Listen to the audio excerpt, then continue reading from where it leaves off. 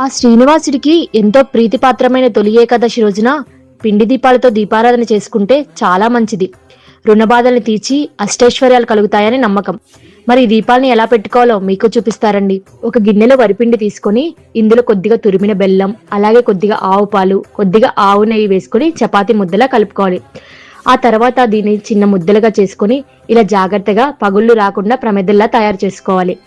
ఆ తర్వాత ఈ దీపాలకు పసుపు కుంకుమ బొట్టు పెట్టుకొని అందులో 2 ఒత్తులు వేసుకుని ఆవు నెయ్యి వేసుకుని వెలిగించుకోవాలి.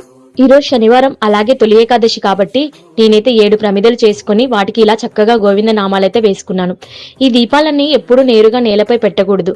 ఒక రాగి లేదా ఇత్తడి లేదా వెండి ప్లేట్లలో పెట్టుకోవాలి. నేనైతే ఈ దీపాలన్నీ పళ్ళెంలో పెట్టుకొని రావే ఆకులపై కొన్ని అక్షింతలు వేసి పెట్టుకున్నాను.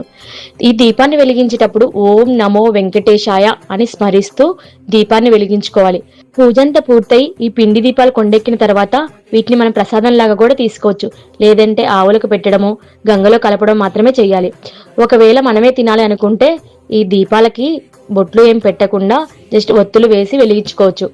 శనివారం రోజున వెంకటేశ్వర స్వామికి లేదా లక్ష్మీదేవికి ఈ పిండి దీపాలు పెట్టడం వల్ల ధనలాభం కలుగుతుంది. అలాగే అప్పుల బాధలు కూడా తీరుతాయి. అలాగే శని దోషాలు, రాహుకేతు దోషాలు తొలగిపోయి ఇంట్లో ప్రతికూల శక్తి నశించి సుఖ సంతోషాలు, మనశ్శాంతి లభిస్తాయి. ఈ రోజు మీరెలా పూజ చేసుకున్నారో కామెంట్ చేయండి. అలాగే వీడియో నచ్చితే లైక్ చేసి, షేర్ చేసి, అలాగే సబ్స్క్రైబ్ చేయడం మర్చిపోద్దు. Okay, bye bye.